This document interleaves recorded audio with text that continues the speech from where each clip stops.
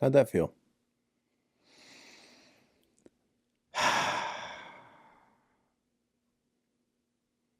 Like love. Good God, man. Welcome back to Secondhand Therapy. We want to remind you that we are not therapists. We're not licensed professionals in any way, and this is not a substitute for actual advice from people that know what the fuck they're doing. That's true. Oh my God. Put it away. It's too adorable for the internet. It's too cozy to put away. It's too adorable. It's too cozy to put it away. They're sold out. You can't get them anymore, idiots. It's so ridiculous. There's coffee mug, though. You can get a coffee mug now because the pillows are done. That's true. I'm so glad we got a pillow. I'm not. How are we going to explain this when people come to the house? We're going to be like, hey, quit jacking off to our pillow. Thanks for watching us here on YouTube. Do us a favor, subscribe, share the episode, leave a comment, all that fun stuff. All of it helps. And also, you're going to hear some ads. There's a way to avoid that. Head on over to Patreon, ad-free episodes, early access to episodes, and an entirely different podcast, which I would say the episode this week that just went up is... It's a banger. It's one of some of the best. Hey, do you want to hear how I get my girl in the mood? Go to Patreon. Oh, buddy. Is it wild. Bad? It's real bad.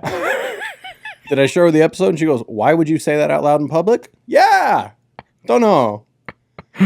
Anyways, head on over to Patreon. There's a lot of stuff going on over there, and you're missing out. Thanks for watching. Hello, my little bear cubs, and welcome back. Secondhand Therapy.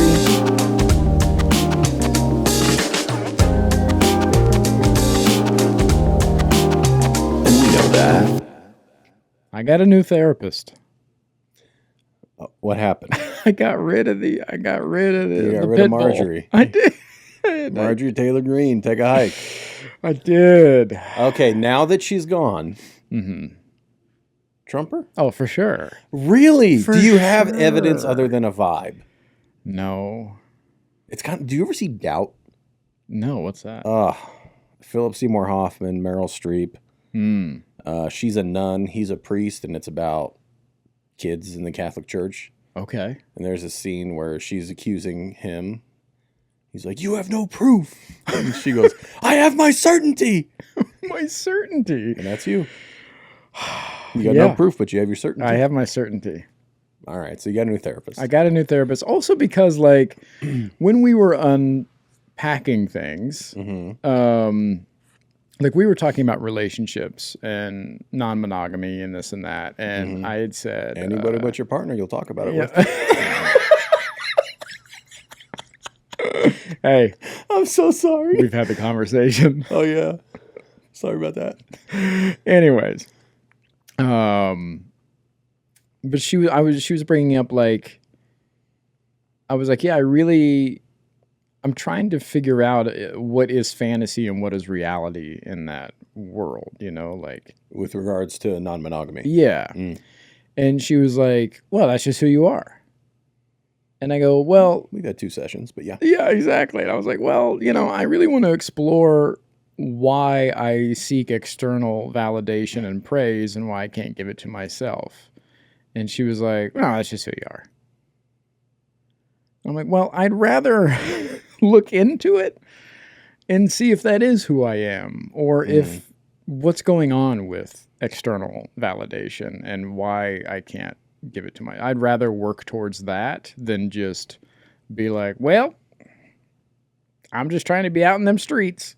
Okay, so that implies what I'm hearing is that you think that your desire for non-monogamy is to fill a validation hole. Do you think that's what it is? I don't know. I don't know, because you and I have had conversations too about being exposed to pornography at a young age and this and that and all these other things. So I'm wondering what happened. Yeah, is being exposed the right term? I mean, consuming? Sure. Did somebody show it to you, or did you seek it out early on? I can't remember. I think it was just my friends and I stumbled upon it. Yeah, you got hooked. Yeah, it's just like an Yeah. early thing, and like, Were you ever scared of getting caught with it if your mom oh, found it? yeah. Did you keep it in the house? Do you want to know? Oh, God, this is so funny. Absolutely, I want to know. Okay, here's where I kept it. Yeah. One day, I came across this portfolio, this black leather zip-up portfolio from like the 80s. Yeah. I think it belonged to my father. It had to. Yeah. Have some powder residue in there. Yeah. Yeah. Some IOUs. Yeah. Some IOUs and some powder. Jamal owes us $300, Mom. Did you know that? I did. Yes, honey, I did. So I emptied it out, and I would stash my dirty magazines in there. I had like 3 or 4, like, I think there was like a Penthouse in there and a Hustler, all my father's that I had found. Yeah. And stole. Of course. Yeah. And then I kept inside this black folder that I zipped up. And the way my room was set up was that my light fixture led up into the attic. Mm-hmm. So I had bunk beds at one time. Mm-hmm. So what I would do is I would get in the top bunk, and then I would take out the panel and then lift up the light, and then take my little porno folder and hide it in the attic, and then move the light down and put the light fixture back up. My mother had to know. It's the loudest procedure ever. You know what I mean? Like those little, you've seen those panels. Yeah. They sound like thunder if you even like. So that's what I'm doing. Just thunder and lightning every time I'm trying to look at porn. Nice. Yeah. Penthouse was the best back then. Buddy. My uncle gave me a penthouse once. How old? 14? 15? Okay. So my uncle, I don't know if he still is, he was in construction at the time. Worked on a bunch of movies. Okay. Built movie sets. Sandlot. He's in the credits. What? Yeah. Okay. So he was doing some work on our house, and he just pulled his penthouse out of his glove box. Yeah. And was like, Also, having porn in your car, crazy, wild. Crazy. Wild. Crazy. Porn on the go? Yeah. What? You reading the articles during your lunch break? Red light, baby. Red light district. So he pulled out a penthouse and goes, "Here you go, bud." And I was like, "What's that?" He's like, "You can have it." I was like, "Oh my God." That was my first magazine. Greatest day of your life? It was pretty good. It's a pretty good day. Can I tell you what happened? This is how I know I've had anxiety my whole life. I got it. I didn't even have it but a couple weeks. And I got it in my head. I don't even remember where I hid it. Yeah. But I was like, dude, Mom's going to find this. I got to get rid of it. So I just threw it over the back fence into the alley. Oh my God. And then I would just go look at the titty that was still there. No. Yeah. Yeah. Anyway, so non-monogamy. Yeah. Yeah. So I was talking about like, yeah, I want to discover what this is. And is this something that, again, like, is it reality or fantasy? And instead of like exploring that with me or even questioning it, she was just like, nah. So there was a couple things like that where it was just like there was a few things where it just seemed like it was either black or white. You know what I mean? Like, this is either real or not, and let's move on. Okay. And I was like, and also there was very little setup between us. Yeah. But this is what therapy is. It's dating, right? You're trying to figure out if this is your person or not. Yeah. And as you guys heard in the intro, we have a new sponsor. Yeah. BetterHelp, which is where you are getting therapy. I was just going to say, what's great about it is the switch up was so easy. I was going to ask, how was the transfer? This person and I didn't really match. We had a couple sessions, and then literally there was like 2 clicks. Yeah. Clicks to switch out, and like, hey, do you want to switch to therapist? Are you sure? And then it just opened up pages and pages of therapists from all over. All right. Tell me about your new lover. So, got a dude. Good for you. Gay, straight, Gay man. the best. The best of the best. The best kind of man. Exactly. I miss my gay guy therapist. Yeah, he's great. Brandon, if you hear this, I think about you a lot. All right, go ahead. Does parts work, IFS, all that fun stuff. Nice. It was so funny when we first were talking, like I filled out the form wrong.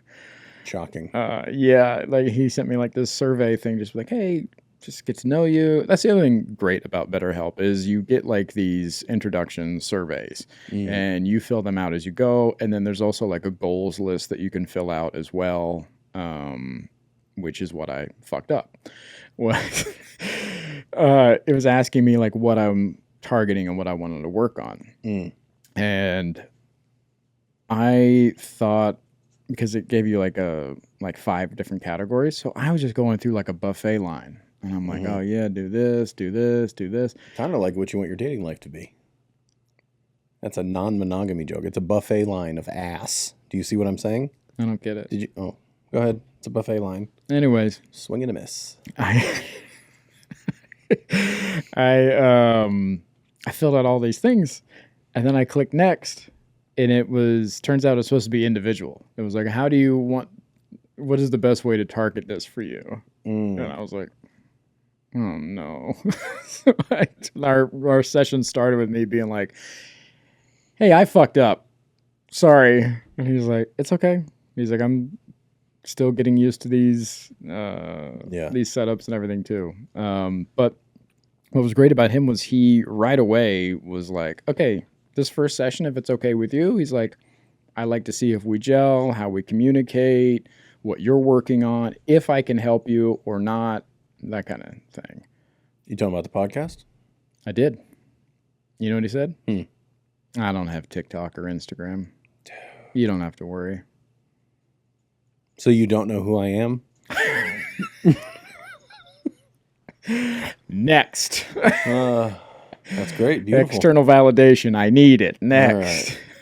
All right. Hey, I like this guy. He's great. I like him. Good so far. Nice.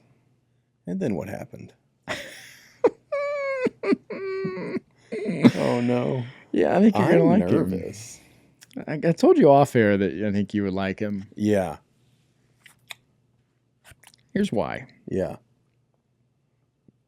Right out the gate, we're talking about mama. Yeah. Yeah, I mean, it's oozing out of you. Yeah. Yeah. Okay. And he had said something to me that you and I had recently talked about. Oh, well. Did I say it first? Give me my fucking degree, bitch. Where's my fucking degree, bitch? I'm a therapist, dude. Well, before you tell us, we got to take a break, though. That's unfortunate. Yeah. Well, if you were on Patreon, you would already have the nugget. It's true. We'll be right back, idiots. I'm so sorry. Hey, you're hearing this right now because you're not on Patreon just cruising through this episode. Idiot. And let me tell you, it's juicy. You're missing out. You're wasting time. Do you have this much time to waste? You like mouth sounds? Oh my God. Remember when we used to get complaints all the time about mouth sounds? Well, good news. On Patreon, no mouth sounds. We can't guarantee that. But there are no ads. And there's an entirely different podcast that's non-therapy based. It's going on right now without you. You're missing out on life. A big part of life. Our life. Head on over to Patreon. We love you. Thank you for listening. Stupid. All right, so he's stealing my material. What's he got? This dude's stepping all over my fucking lines. Well, first, let's start here. Okay. He asked me something that I had not thought of. Okay. And you have not thought of. I'll be there. I'll tell you if I've thought of it. Okay. Sometimes I don't say things because you're a sensitive boy. And I'm like, well, that's too much. Yeah. I'll be honest if I thought of it. Okay. Okay. He asked me when we were talking about grief and my mother and all these things. He was saying, he said, it sounds like you guys were pretty close. I go, yeah, we were very close. And he goes, who is filling that gap now that she's gone? And do you think that anyone can give you the love that she gave you? Mm-hmm. Buddy. Mm. What? Hmm. Hey, how many single moms have you dated? I do like a single mom. Hey, we've talked about that. I do like a single mom. I wonder why. I can't figure it out. All right, go ahead.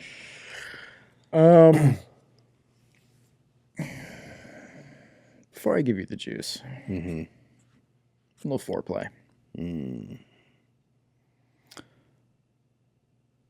He asked me where I was. I don't know why I moaned Mm-hmm. just now about the juice and the foreplay, but I did. Yeah. Don't You know why. Don't yeah. You know why you I moaned. can't handle that thing. I can't handle that thing. Honey badger. Jesus Christ. So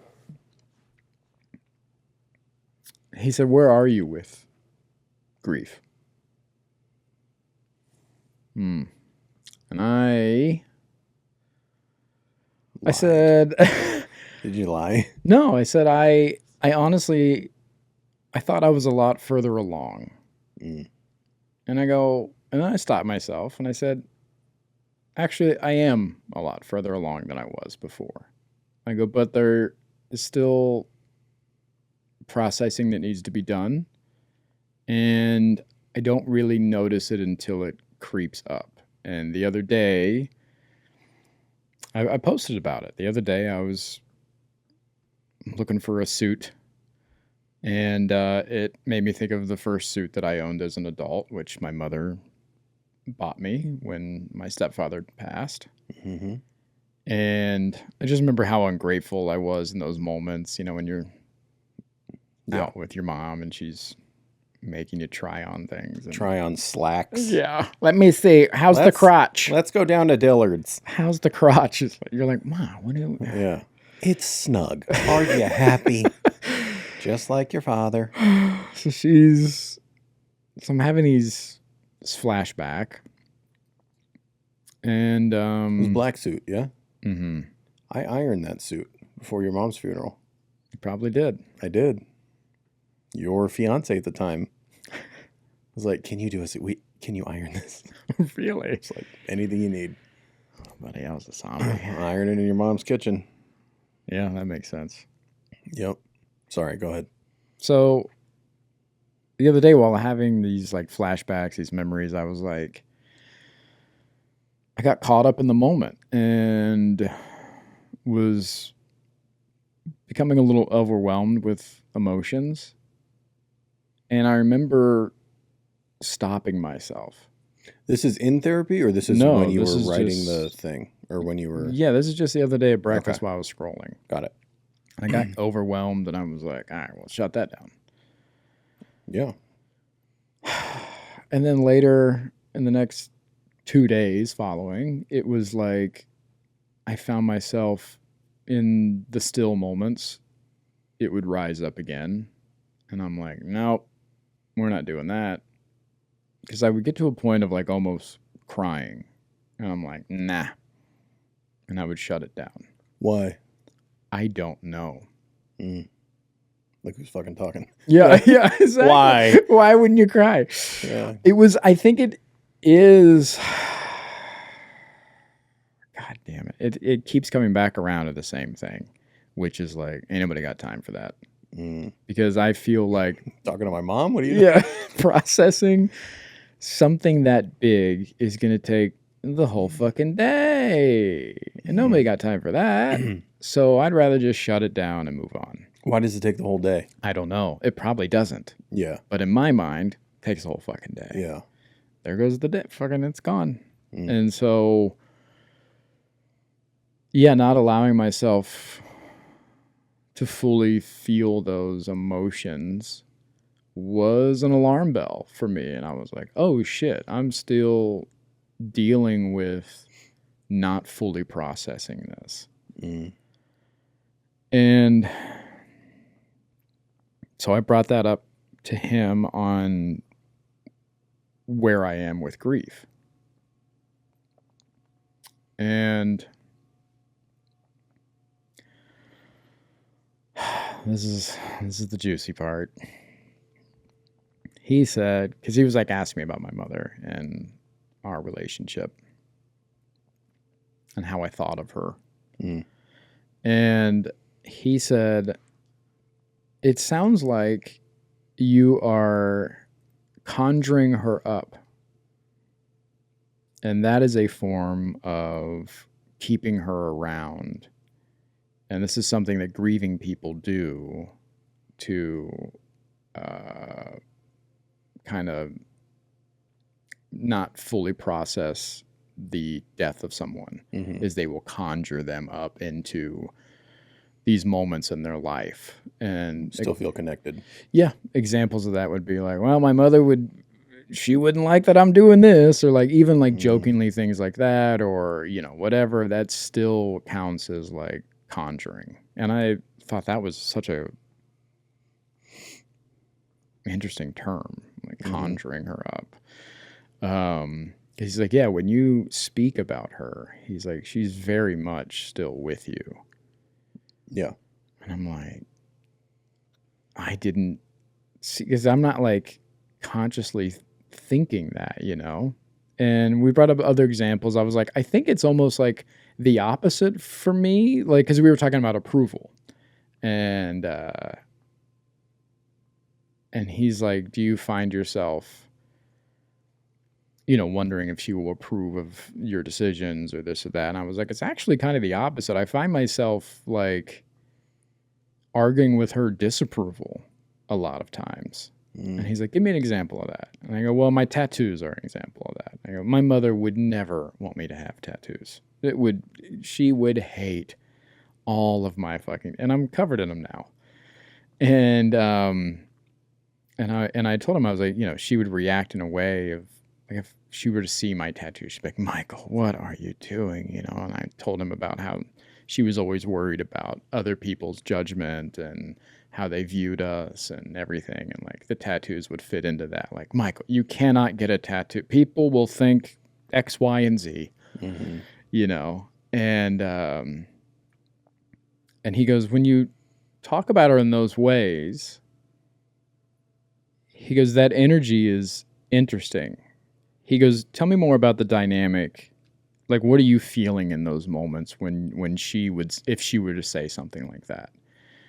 And I go, well, I spent most of my life, most of my adult life, kind of reassuring her or calming her down, you know?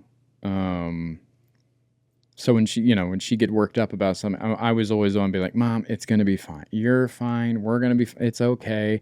I was like, so almost like showing her these tattoos would be not spiteful, but a way to be like, it's fine. You know what I mean? Like, almost like, come with me. You know what I mean? Like, I got this tattoo. Isn't it great? Michael, you shouldn't have got that. Come on. You want one? Let's get you a tattoo, you know? I'm shaving my head now. Michael, why are you doing that? Oh my God, your hair. Let's cut your hair. Let's get you let's get you a new haircut.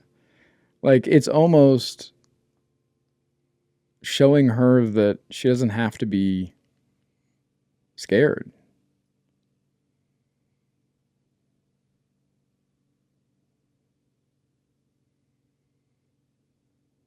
Yeah.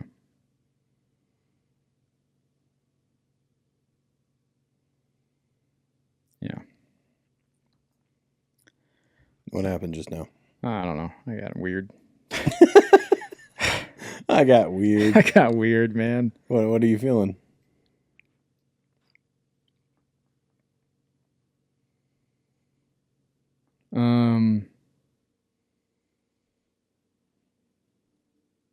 Oh man.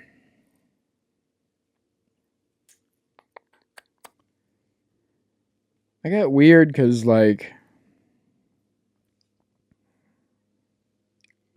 it's the same bullshit, man. It's just, I want to help. I want to help her come out of her shell. I want to show her that she doesn't need to be scared. Ah, man. Yeah. Who's going to do that for you? Yeah, I don't know.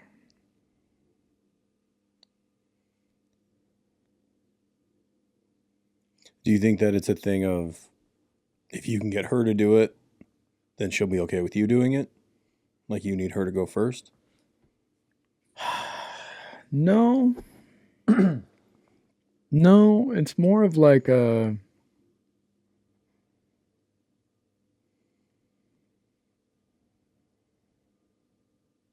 I don't know. I don't want to say...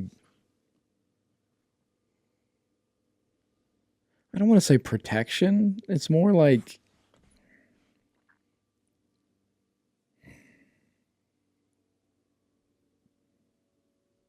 I can't describe it. Like, I just want to...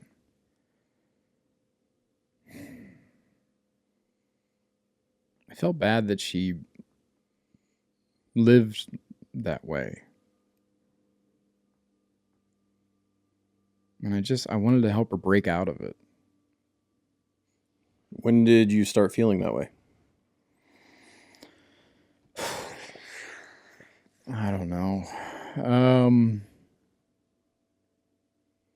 Probably late 20s, mid 20s, somewhere around there. So when she was still alive? Oh, yeah. Mm. Yeah, big time. But no tattoos while she was alive? No, but that wasn't really about her. That was more about career. Mm. Yeah, I wasn't giving myself permission then because I was trying to act and, be famous and all that fun stuff. And so that was just always like an industry thing about being like, you have to be a blank canvas. Yeah. Same thing with the hair and like all that stuff. All that appearance stuff at the time was more so wrapped up in career than it was self love or whatever.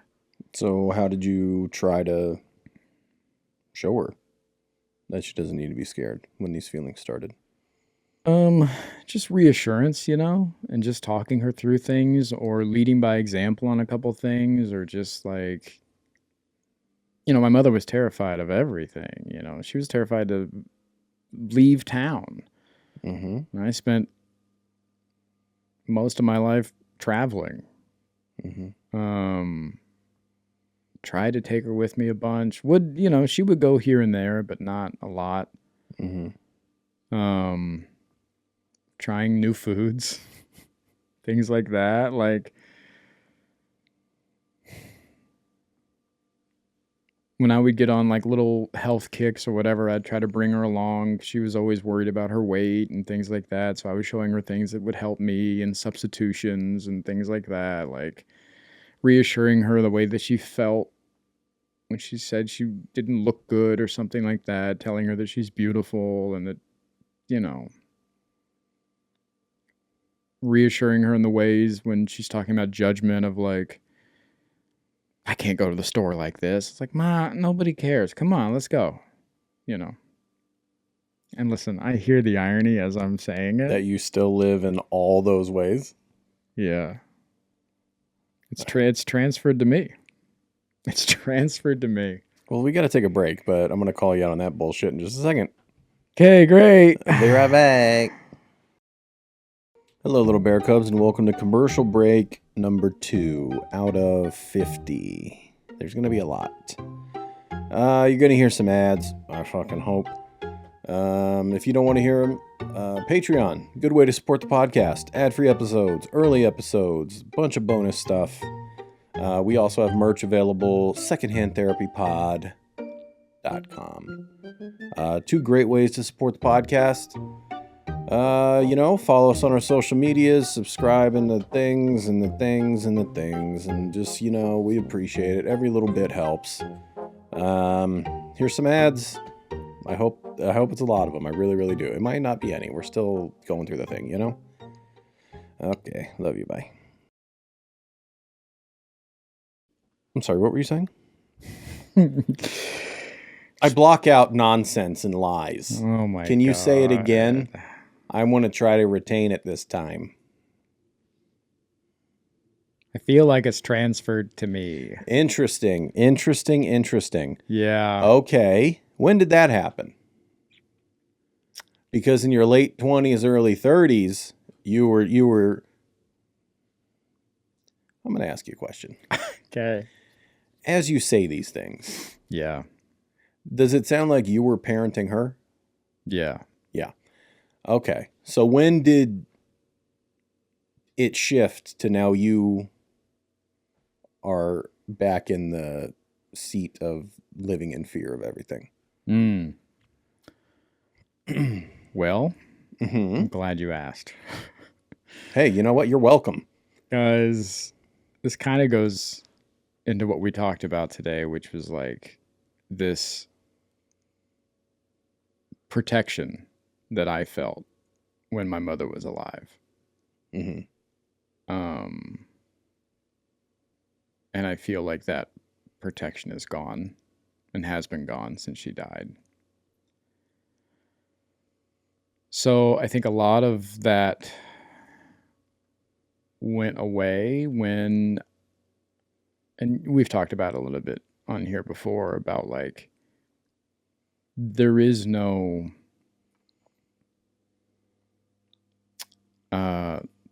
looking out for me. There is no backup plan. There is no emergency anything. It is just me out here. And that is a weird feeling that I don't think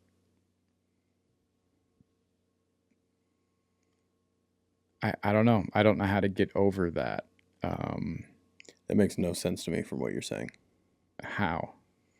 Because everything you were just saying was that you were the backup for her.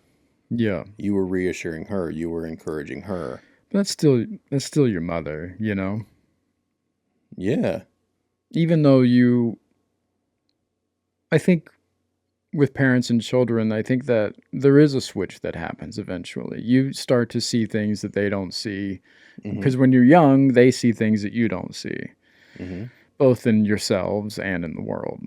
And then when that switch happens, I think we all become a little bit of like parenting our parents, you know, and like, but that doesn't take away from that they are your parent or that they have the power or they instill that feeling of What power like, do they have? that I'm getting there, that feeling of like, no matter what happens, they'll be there for you. Whether they can actually help you or not, that feeling is still there about like, hey, I got you. You're good. Like whether they're 100 years old and in a nursing home or 45 years old throwing the football in the backyard with you or whatever the fuck, that feeling of that parent protection, whether real or not, that feeling is still there. I had that with my grandmother, even late when she was in a fucking nursing home. I still felt like she's got me. If I needed anything, she's there. I don't have that. And now I'm scared.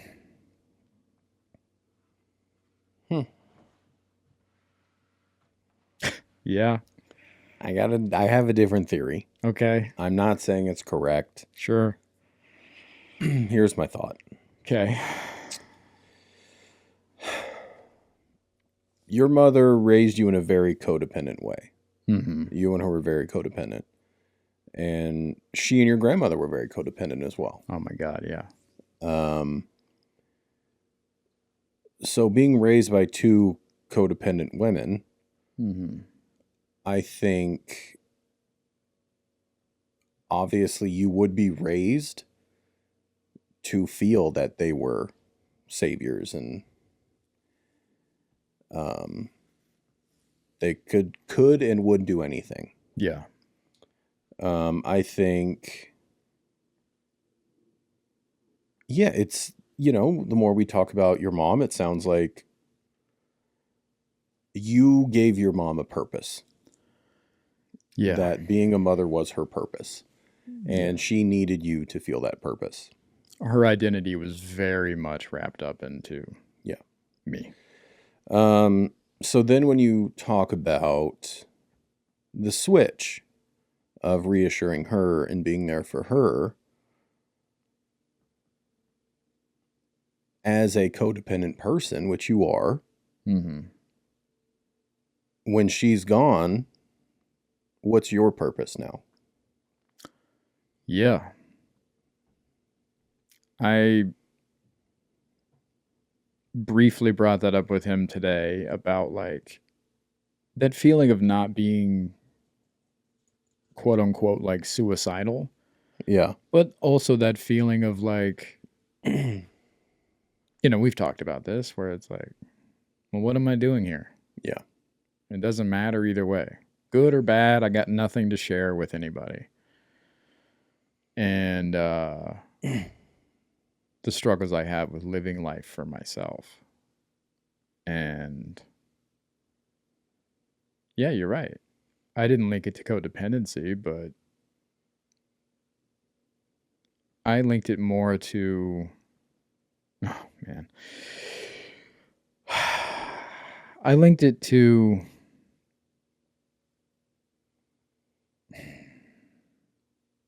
you don't know what you don't know. And so I thought that's what love is. And he even asked me today, he said, when you talk about that protection that she had, did you see that as love? And yeah, absolutely. Yeah. Absolutely, I did. And with what you know now, what do you think? That's too much love. It's smothering. Yeah. Yeah, love is, what do you think love is now? Oh, man.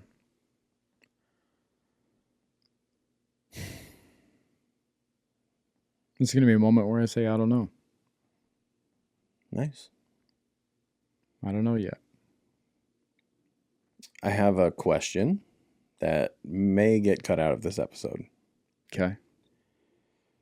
Have you noticed that what you just described as thinking of as love is how you are treating your current partnership, and it's causing some problems? How so? Well, what are the problems you're having? Distance. Because attention. I want to be with you all the time. Yeah. Yeah. So it makes sense that, you're the women who raised you were modeling this behavior. You think that's what love is. And now that's how you show love. And when you're in a relationship with somebody who is a little more healed and not codependent, they're going, hey, this isn't what it's supposed to be like. And that can be ouchy. Yeah. Yeah. Does that make sense? Yeah, I can see that.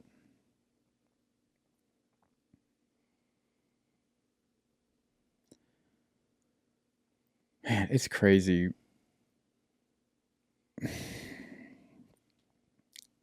I don't feel like I am anywhere near close to talking about it, but I have been going to codependency meetings the last couple of weeks.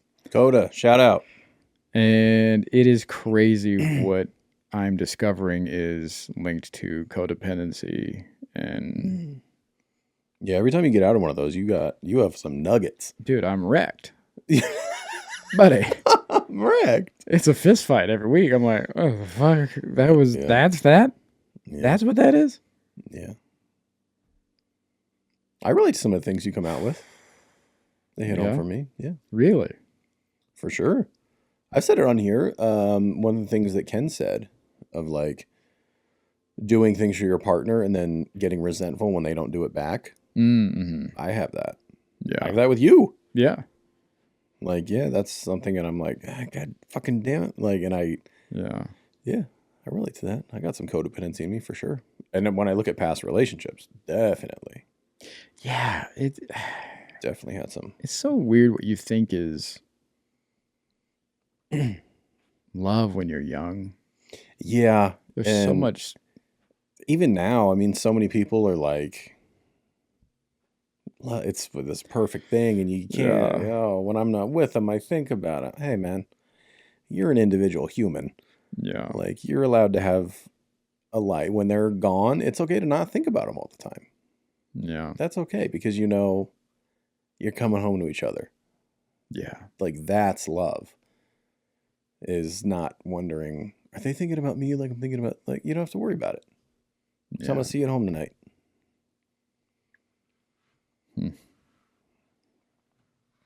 All right, let's take our last break. That's right. You're hearing another ad. Yes, more ads. But you fucking hope so. you could avoid this by going to Patreon.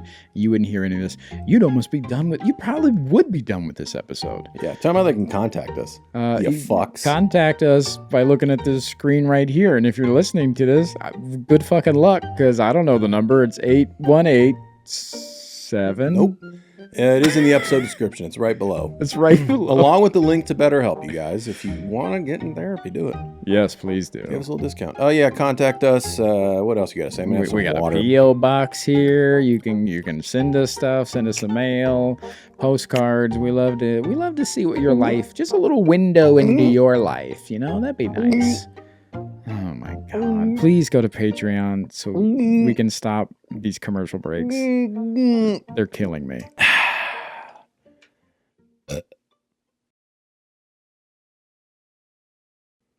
So we talked about like not having what feels like home. And how to make myself feel like home. That's one of our goals. We set goals. Hey, have you ever done that in therapy? Once. Nice. Yeah. Yeah. Been a while. My other therapist never asked. Well, you know. And who am I to interrupt? You know, who am I to tell them what my needs are? To interrupt this monologue Yeah. this woman has gone on. Exactly. Yeah. Yeah. So what are your goals? Well,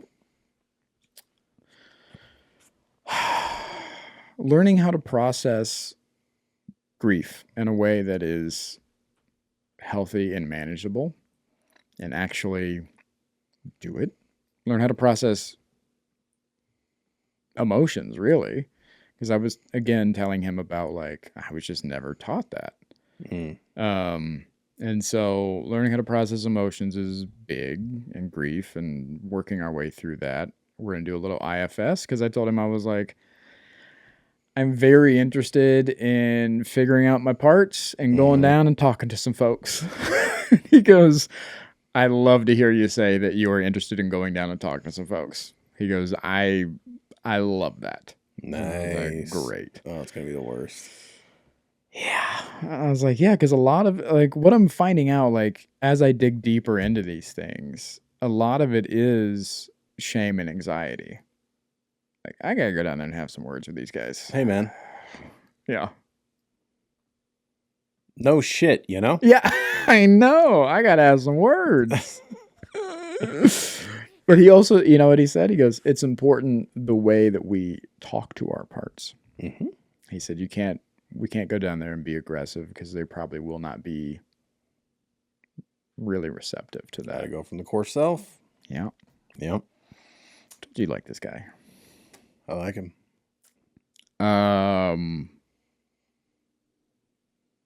We were talking about, I was talking about this with the pit bull last week. MTG.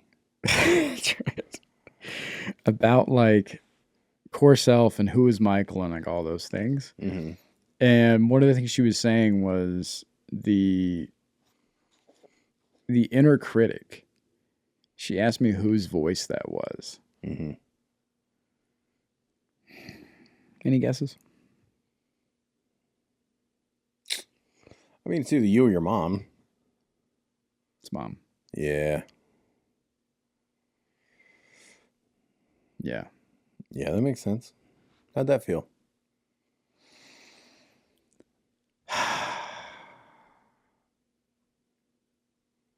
Like love. Good God, man. Ouchie. Yeah, because the protection that she is providing in those moments feels like love, like even when it's criticism. So like, let's use the example, like my mother was nowhere near alive when I got my neck tattoo. But had that happened, I'm nowhere near alive. Yeah. Incredible way to describe somebody. Nowhere near taking a breath was that bitch. No. Okay. So had I told my mother, I'm going to get a neck tattoo. Yeah. She would lose her fucking mind. And she would tell me how people would judge me and this and that. However, I would receive that as love. She's trying to protect me. She's looking out for you. She's looking out for me. Mhm. She's telling me that people are going to think X, Y, and Z about me because of this. Yeah. So don't do that. Mm-hmm. And that's what I thought love was or is. So even in the moments of criticism or judgment or any of that, it still feels like love. I'm gonna one up you. Okay. I don't know if this is going to be a new thought for you. Okay. What's your idea when your mother says, well, people are going to think that. I've discovered that's what that person thinks. Like, if someone comes to me like my mom, and people are going to think you're not. No, that's what you think. Mm-hmm. That's what you think when someone comes in with their arms covered in tattoos. That's what you think. Yeah. And that's okay. If you're going to think that, you're not going to think that about me because you're going to see that I'm the same person. But just because that's what you think doesn't mean that's what people are going to think. Yeah. And I noticed that with you a lot. You're often, because that's what people are going to think of me. Mm-hmm.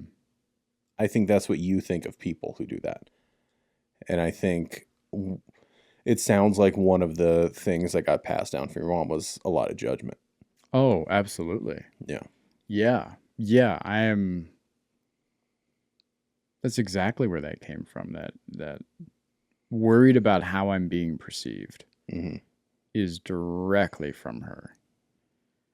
Again, it goes into those conversations we've had of like, the house has to be in a certain way all the time. We have to be presentable. We can't leave the house looking like this. And like all of these things that are presentable actions. I mean, at their core, they're false. The house is never this clean. Mm-hmm. The house is never as clean as when company's coming over. Yeah. You never look as good until you're going out. You know what I mean? That kind of thing. Like it's all this show. So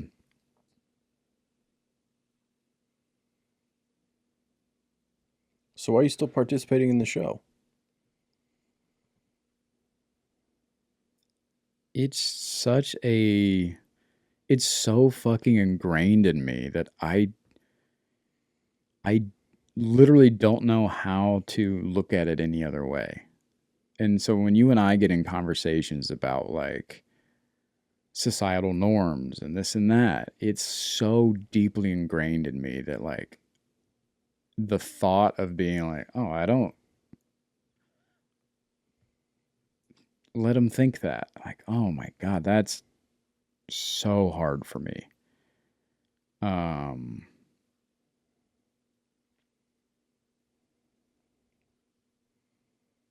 So let me ask you a question. Because I've challenged you on some of that before. Yeah. For example, you bought something off Facebook Marketplace for your room. It was, I don't know, 5 minutes away. Mm-hmm. We needed to take my truck. I'll give you a ride. But to go pick up this thing that you bought from a stranger on Facebook Marketplace, you showered, put on an outfit, put on cologne. Yeah. And then we're driving over there, and I asked you, I go, why did you need to get ready for this? And your response was, what's wrong with, I forget how you phrased it. You said, what's wrong with taking pride in yourself? Or what do you think you would have said there? Yeah, what's wrong with like wanting to feel good or taking pride in your appearance or like wanting to feel like fresh? Is that really what it is? Sometimes. Sometimes it is. Sometimes it is like but I don't know where that line is. I think that's where it comes into play. It's like I don't know where that line. I don't know how much is me being like I want to feel good and fresh. And how much is what are they going to think of me if I show up looking like a fucking whatever. When's the last time you left the house without being done up and with cologne? I couldn't tell you. I have to smell nice. Why? You want to be the smelly dude? You know, you probably could smell like nothing. Why? I think that's more. I don't know. See, again, I don't know where that line is. It's so blurry between I don't want to be the smelly dude, like what will people think of me, and like I want to smell nice, and because I want to smell nice.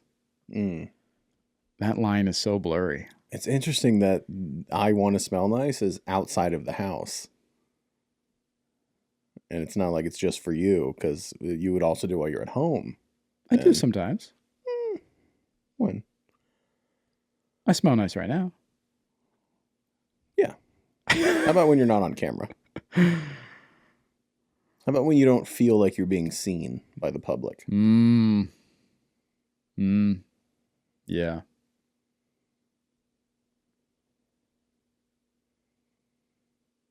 That's true.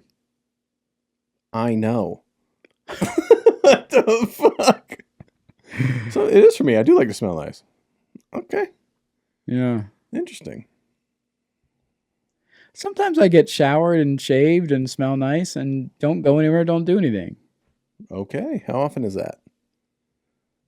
Are you feeling defensive right now? Are you feeling attacked? No, I'm trying to honestly take an intake about like, when do I do that? And usually it's after, honestly, those moments are usually after a couple days of not showering, which is rare for me. Remember the other day I came downstairs and I was like, dude, I haven't showered in what feels like forever. And it was like 2 days. Yeah. And you were like, what? Yeah. Like, dude, it's been forever. Like, that's forever for me. So I get to a point like that where that's for me. If I go a couple days without taking care of myself, I'm like, all right, I gotta fucking. Why does it need cologne though? I just it feels complete. Without cologne, I'm like, well, what are we doing? You're not done. We're not done yet. Taking a shower. Yeah, but you want to smell nice. That's what the soap's for. You don't always wear cologne? I rarely wear cologne. Yeah. Yeah. I know. Cool. Fuck, dude. Wear cologne around the house with my fucking asshole? No. Yeah, that ain't for me. Huh. It's just for you, huh? Some days. Okie dokie. That doesn't make you feel good? No. Hmm. No, taking a shower and putting on cologne to sit at home, I'd be like, oh, well, this is a waste of cologne. Really? Yeah. Well, you also don't dress up a whole lot either. No. Like you're very like you're in the Sandler category. If I'm dressing up, it means I have long pants on. Yeah. Yeah. Otherwise, I'm in either basketball shorts or like linen, mid-thigh shorts and a t-shirt. Usually a long sleeve tee in the summer for the tattoos. Yeah. Yeah. I'm getting better at just wearing like t-shirt and shorts around the house. But Around the house. Wow. I like to. Hey, hold on. I just want to commend your bravery. That is brave. I like to get dressed. I like to. It makes me feel good to be put together. Interesting. You're struggling a lot for a guy who feels good. Yeah. You know? It's almost like somebody taught you that looking good feels good, and that's like all that matters, and nothing, and then the rest of it just isn't real.